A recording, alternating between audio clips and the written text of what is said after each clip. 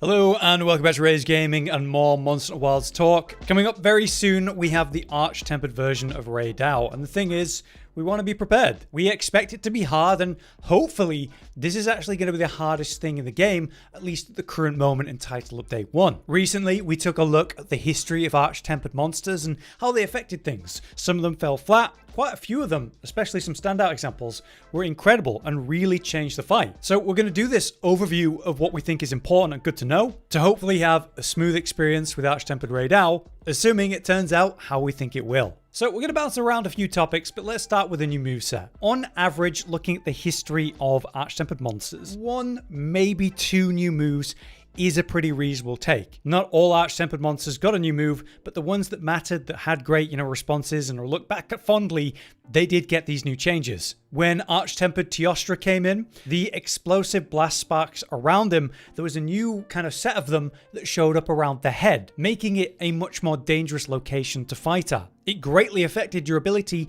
to regularly bonk the head and change the way you had to play that fight. Kulve to Wrath had some changes to the final phase, where they're in that kind of frenzied mode, a kind of Nergi-inspired hand or claw slam, with a fire explosion after that came in. Nergi himself got this ridiculous, fast as hell flip attack, which was absolutely devastating and caused most of the carts in that fight, and it could be comboed back to back. And new mix-ups came in where, say, a familiar combo would start, and then something else, a different combo or finisher, would come out. So what you're used to with the normal version of Rey Dau might shift and change. Velkhana as an arch-tempered fight was one of the best. That one had a new super, and the way that the ice was more threatening via the way it exploded and spread out in these circular patterns greatly affected the fight. All of that was wrapped up in a significantly more, aggressive and faster fight, especially in terms of Velkhana, which basically just never let up. Even if you went away, it was like locked in on you. So these are the things that I expect to see for arch-tempered Rey Dau.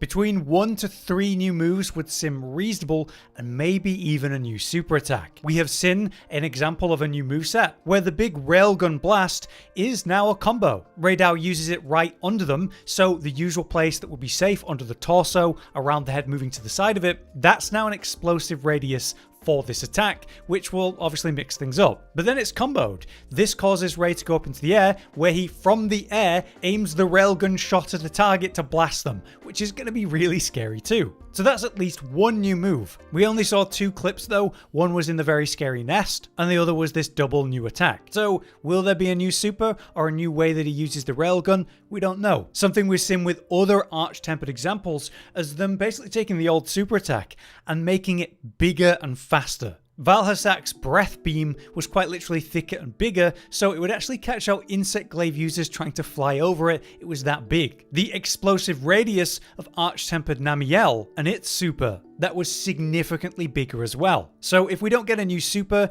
I'd expect the big railgun shots to simply be bigger in their explosive radius.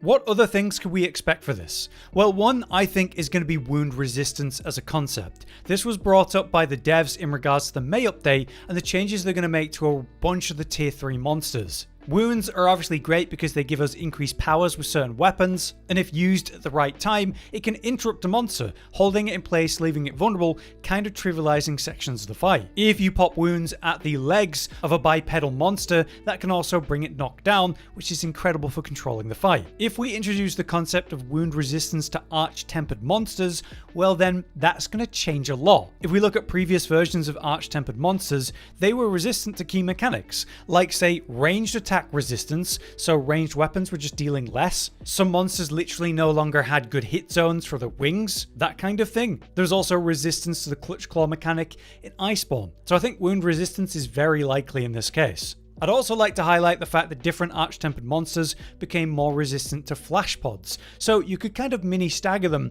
but not do a full knockdown if it's a flying monster. This was a nightmare for arch-tempered Kushala, and I hope we don't see anything like that ever again. Maybe you can cause Rey to kind of freak out in response to a flash pod, but maybe not be able to actually knock him out of the air with them. Another thing to be wary of is the concept of wind pressure. For example, they added this to the body slam attack of arch-tempered Valhasak. I could easily see an aerial monster like Rey Dau becoming so powerful in its arch-tempered version that it actually has wind pressure, so maybe when it's flying, it gives you a little stagger or knocks you about a bit. which could cause you to get hit or just lose control for that scary moment.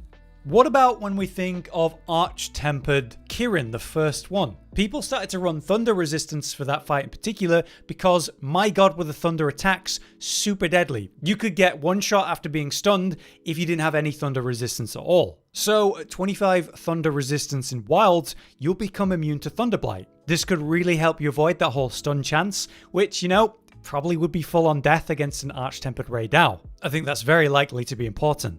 One thing that they might do as well is introduce a quest time limit.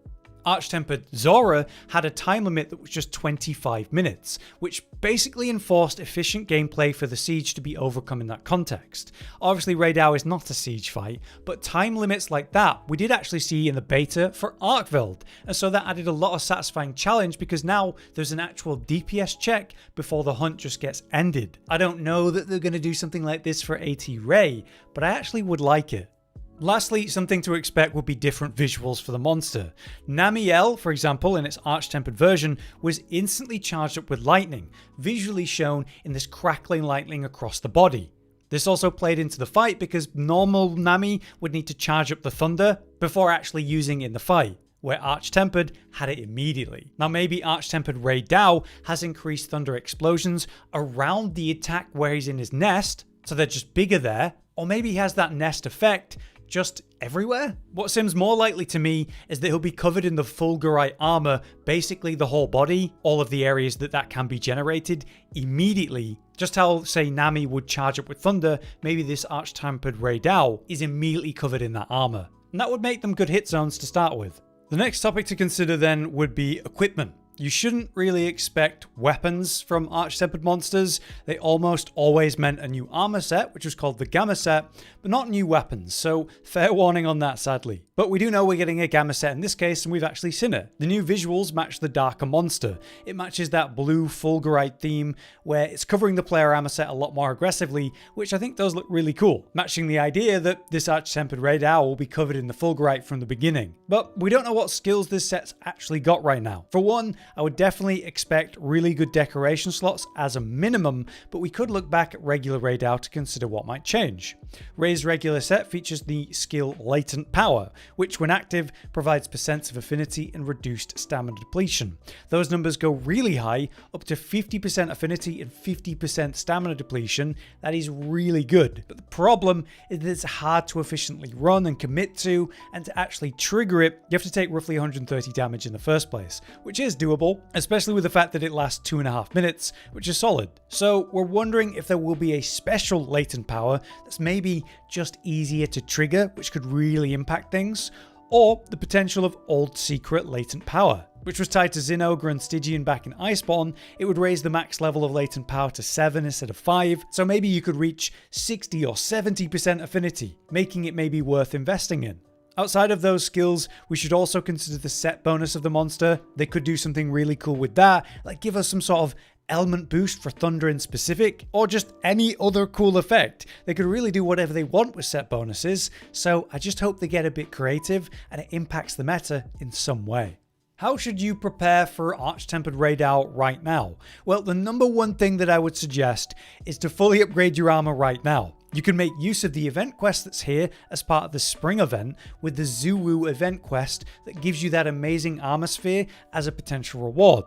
This can just be a really easy way to farm those and get the equipment set you're going to run, or maybe a couple of them, fully upgraded. This will of course raise your defenses to prevent some one-shots. Though I would strongly recommend you run some thunder resistance to prevent the stun build-up happening. If you get stunned in this context, I imagine it's going to result in death. On that note, maybe commit more to defensive setups for your build instead of max DPS for the time that you're learning the fight. Maybe work in some basic Divine Blessing decorations. That's going to make a massive difference when you do get hit because it's going to reduce the damage you take. Things that are more comfy and more defensive then, I think would be really wise.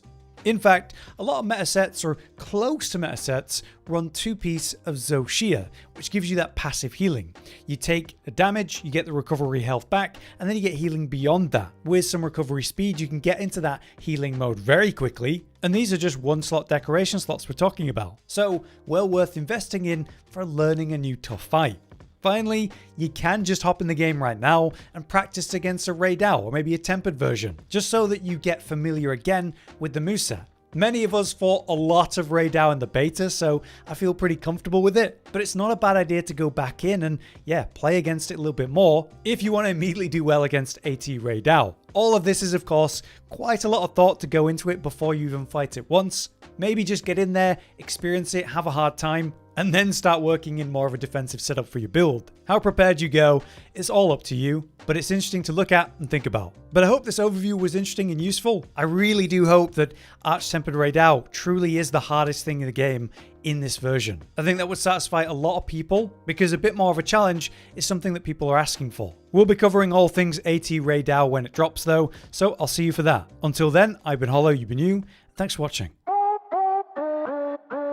Josh, Cotton, and Hollow with the videos, dropping the humor like a hammer on your tippy toes, bringing entertainment on a daily arrangement to take our insanity and turn it into entertainment. Yes, I said entertainment twice, to reiterate that it is nice to look into your faces on a mostly daily basis when you let us in your homes to make the whole world a stage. Goodbye.